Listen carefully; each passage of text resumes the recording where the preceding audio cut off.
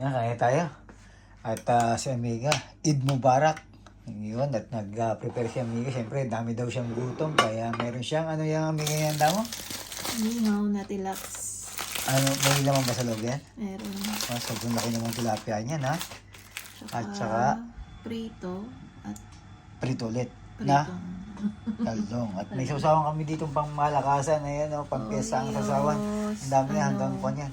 Lemon na may kamatis at sibuyas. Siyempre, hindi mawawala lahat yung sili natin na binili. At yan ang, ayaw ko, hanggang ngayon hindi ko pa rin kung anong tawag yan. Hindi mo pa nasi-search yan.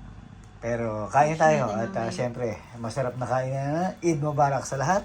At ingat po at nag-enjoy lang. Enjoy po tayo mga amigo at amiga.